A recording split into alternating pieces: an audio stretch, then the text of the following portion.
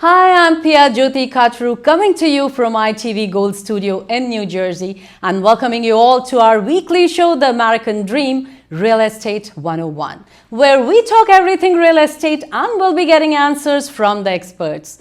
In today's show, we will be talking about home inspections with a very special guest with us, Jason Mitchell. Jason has been a licensed home inspector for 18 years. He owns Home Spec Inspections and he has helped thousands of homeowners.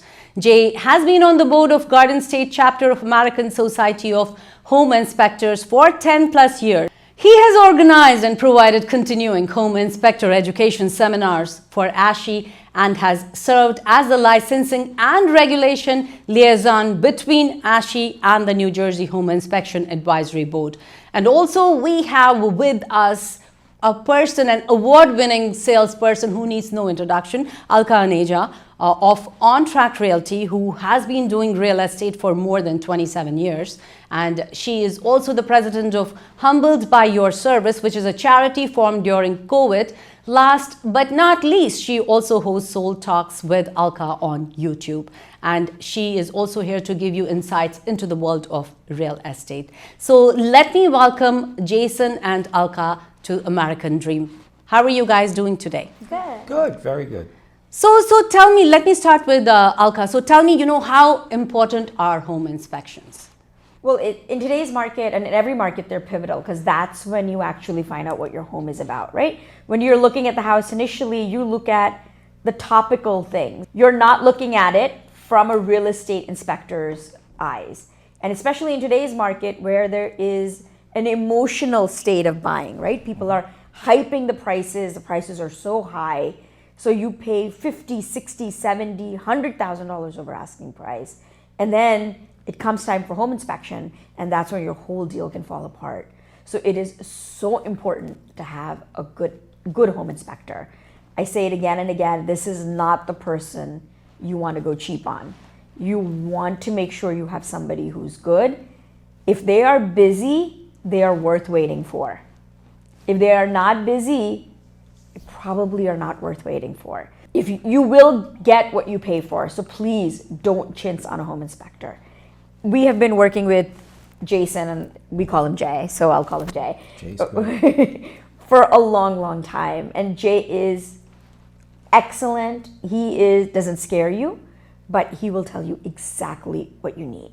But I will ask Jason a few questions actually. Jason, how long does your home inspection take normally?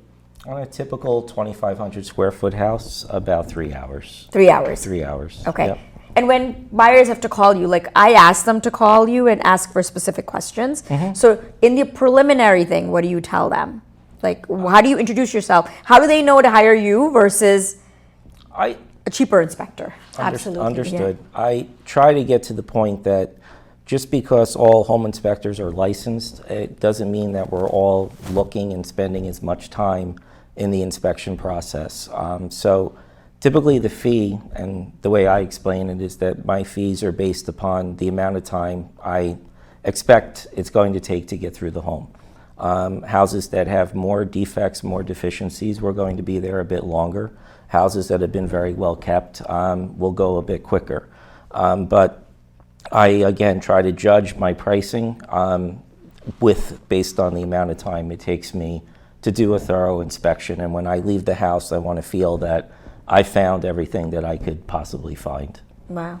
So in today's market, right, everything is structural, environmental, and radon, like safety, right? Those are their inspections are all limited to that. Correct. Because the buyers are kind of waiving everything else. Right. So what falls into that parameter? Structural, probably the most important would be foundation deficiencies. Sometimes we find horizontal cracking, which is indicative of movement of a foundation wall. We can also have termite damage to framing and the structure of the home as well. Retaining walls sometimes, again, fall under the structural category, even though they're not in the particular house, but they can have an effect on the home if they are not doing their intended job.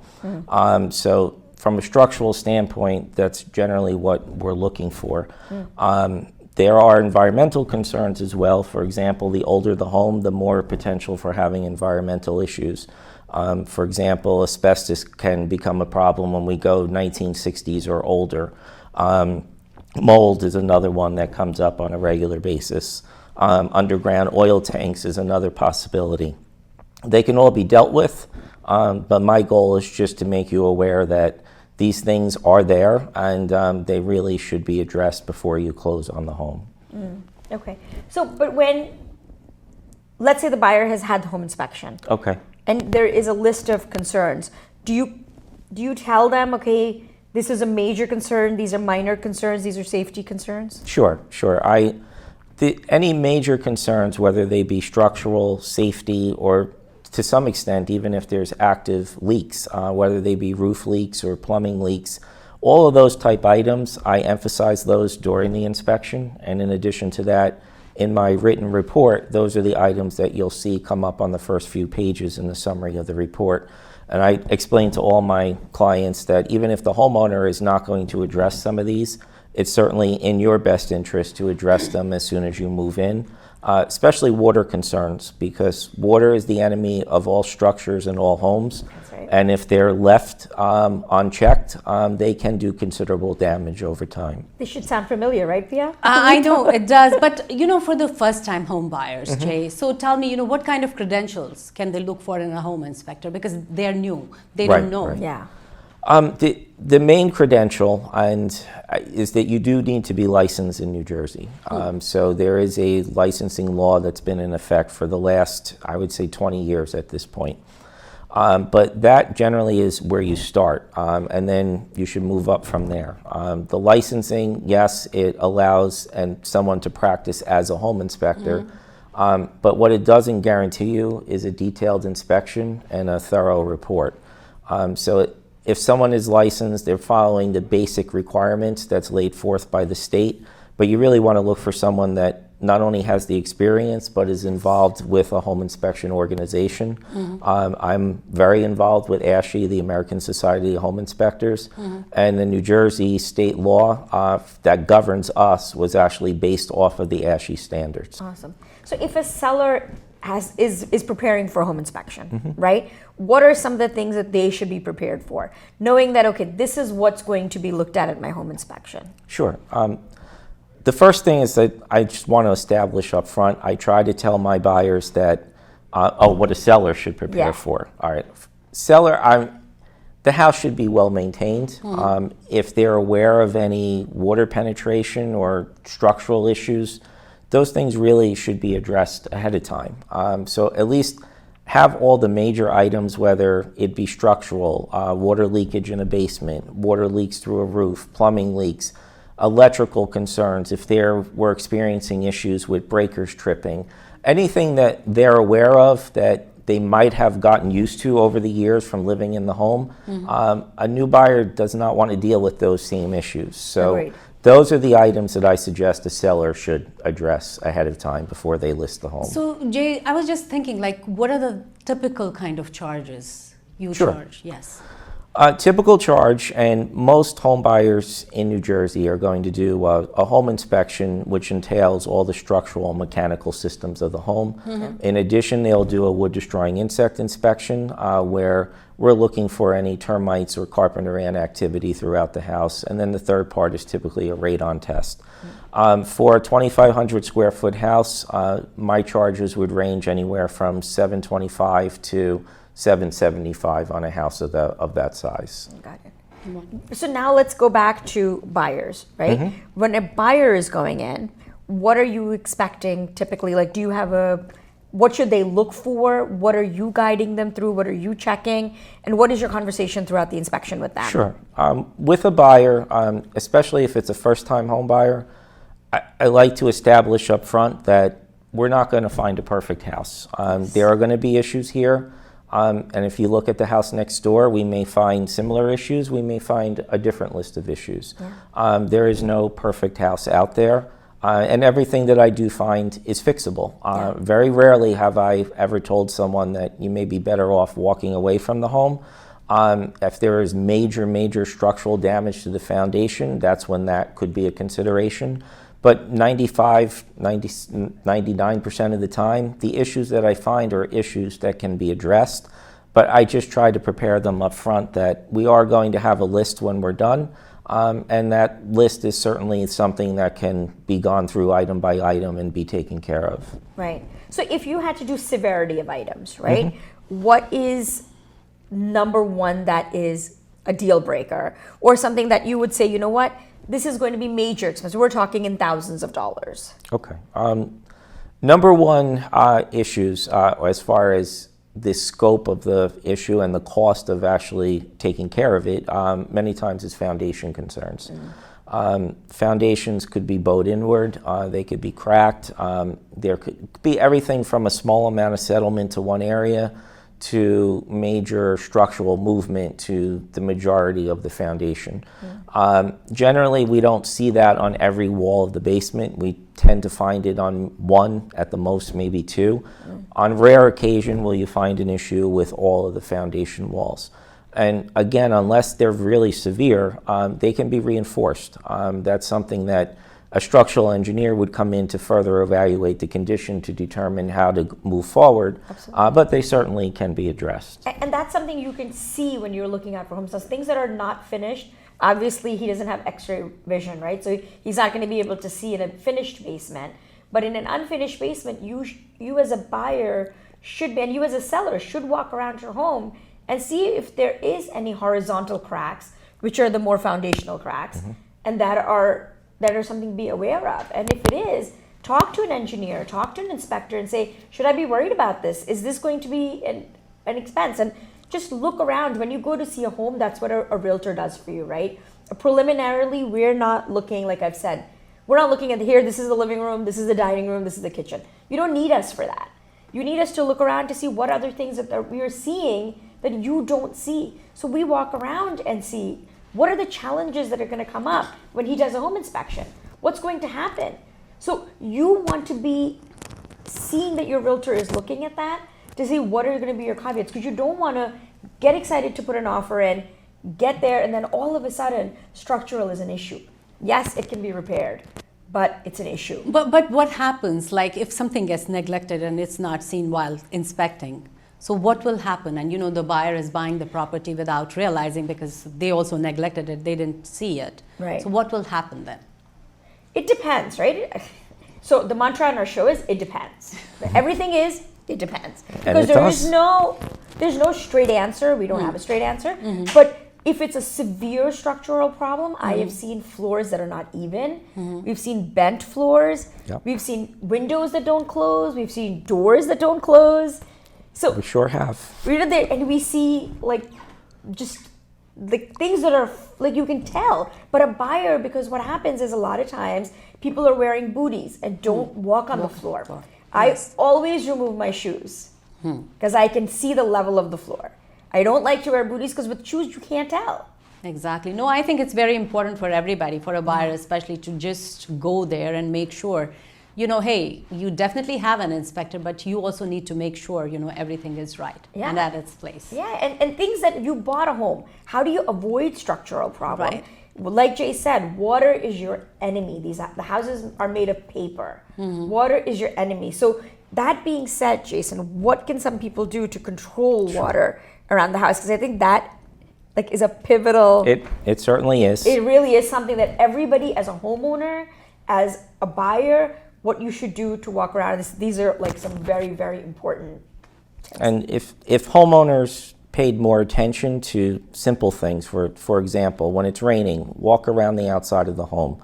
If you see water overflowing a gutter, if we see water pooling around the perimeter of the home. I'll interject. Go ahead. Because I all the time say get your gutters cleaned. So when you said gutters, I had to say something. It's very, very important to get your gutters cleaned. Go ahead. Sure. We want to make sure that we maintain and redirect any roof water, ground surface water away from the outside of the foundation. Foundation problems, they don't happen overnight. They take many years to develop, and many times the culprit of that is misdirected water that's going towards the house rather than away from the house. So gutters should be kept clean. Downspouts should be kept extended away from the house.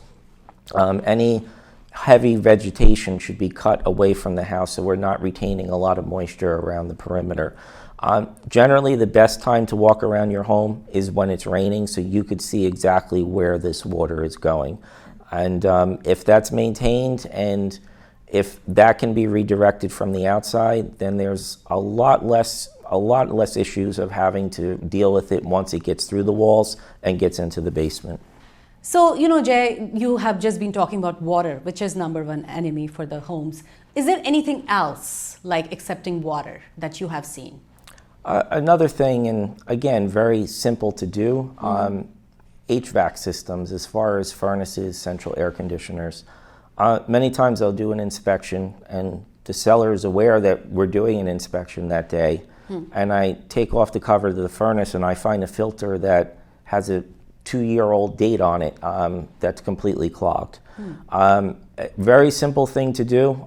The more airflow we get through the system, the longer that system's going to last. In addition to that, it does not run as hot during the winter time. So we're not overtaxing the equipment to make things wear out before they really need to. So I would have to say that's probably one of the most common things I find with HVAC systems. So I think everybody needs to basically be careful whenever they are, buying a home. Just check into all the things, whatever Jason is talking about. Just make sure you check everything. Yeah, a house is an elephant. You need to maintain it. If you're a Yes. seller, you need to make sure your furnace filters are taken care of. You need to make sure you get the furnaces serviced, because it's every 2-3 years, get somebody in there to make sure everything is clean, it's maintained.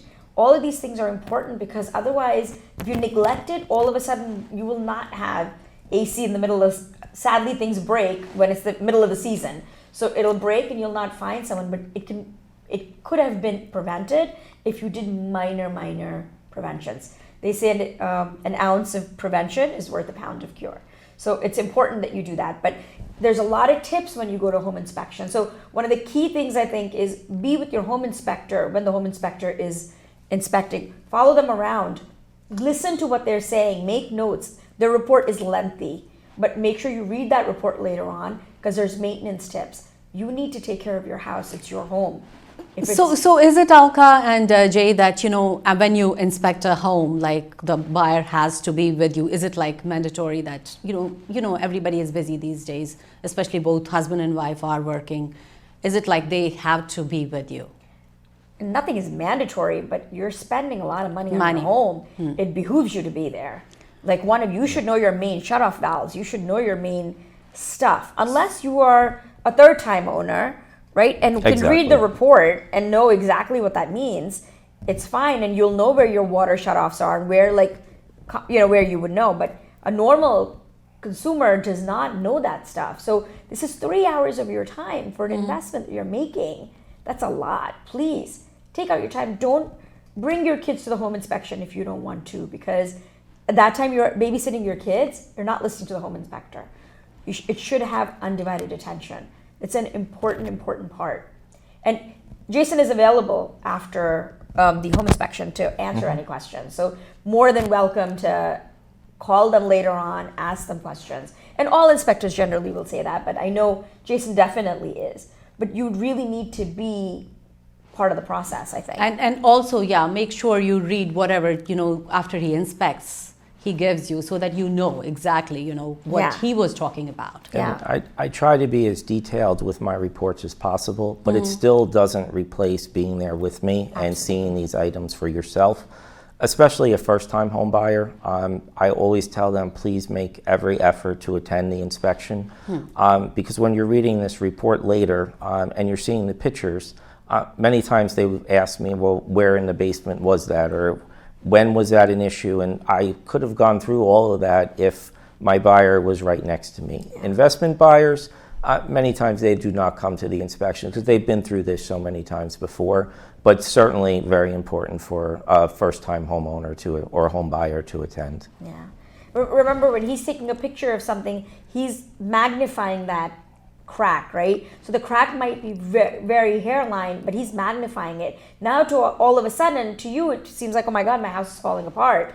It may not be, but if you are there, he can show it to you versus him being in the report. So the report's detailed, but again, absolutely, like, if you are there, you can understand it much better. Absolutely. You can, you will have a question, he will answer, then another question will come, then, that's how it goes. So Yes. it's very, very important to just be there. another question I have, Jay, is termites, right? Sure. Termites, the houses are made of wood. Termites are our biggest demons. Now, can you prevent termites from coming into the home? There are a few things that you can do, Okay. but termites are very common in New Jersey. And we are lucky that we only have one type. We have subterranean. So these termites do not live in the home. They actually live in the soil, and they're making trips from the soil to the house and back again for moisture. The way to prevent termites is a number of things you can do. I cannot guarantee you that this will completely prevent the risk of getting them, but again, water management. Termites they're more prone to dampness. So if there is wood framing in the basement that for whatever reason is staying damp, there's more potential for having an issue there. We want to make sure that there's no soil to contact with the siding around the perimeter of the outside of the home. Because that just makes it easier for termites to gravitate up and get into the framing of the house.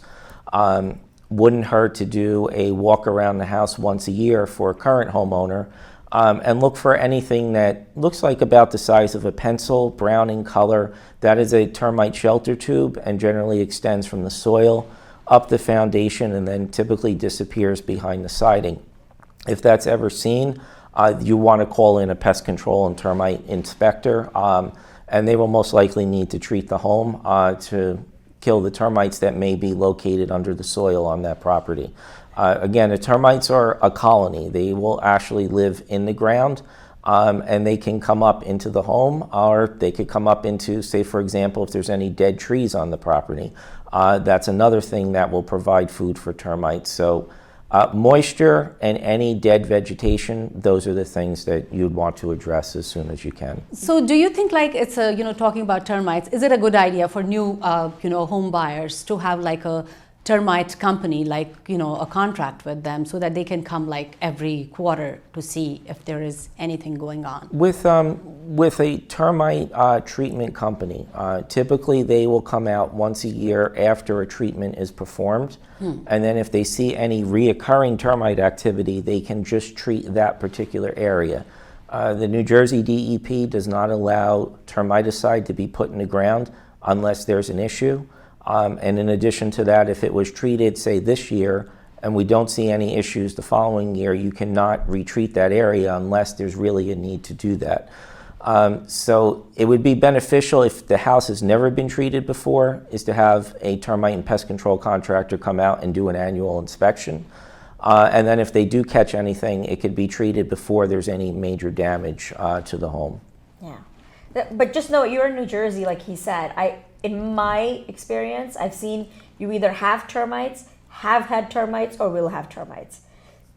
I bought my house, I had no termites. Within 6 months, I saw termites. So it has nothing to do with, like you said, they're subterranean. So you could have an inspection today and it could be clean.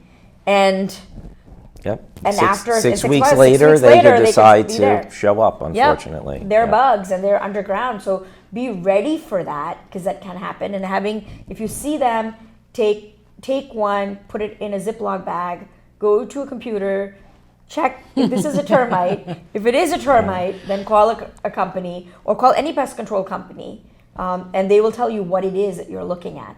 But then get your treatment done. Don't ignore it because once you ignore termites, the damage can happen fast. Not when I mean fast, it's not happening in a day, but it can happen. So you just want to make sure that you get these treatments taken care of. Again, watch your home. Be diligent. Look around. This is not just a hotel. You're living there. You own it. You need to take care of it. It's your property. And I would say just have the right home inspector. Yes, so important. And that is very, very important because, yes, absolutely, you have to have a certified home inspector, but you have to have the right one too. Absolutely. Mm-hmm. So your third thing is radon. Correct. Right. So talk to us a little bit about radon. Okay. Radon it's a naturally occurring radioactive gas. Typically, homes with basements that have more surface area to the ground, there's more potential for having an elevated radon level in those types of homes. If we do a home on a slab, I still recommend that it be tested for radon, but because we only have one surface exposed to the soil, generally there's less potential for having radon on slab on grade type homes. If the radon level does come back elevated, there are ways to mitigate it, and generally what it involves is a vent pipe gets installed under the basement floor, runs up the outside of the home, and there's a fan that's installed in that piping.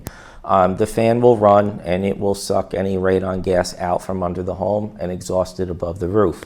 It has another added benefit as well, is that it may actually take some of the moisture and vapor that's under the home and exhaust that as well. So it may have a bit of a drying effect on the basement as well. Wow. But it is primarily to exhaust that gas out from underneath the home. Yeah. So what is that state level?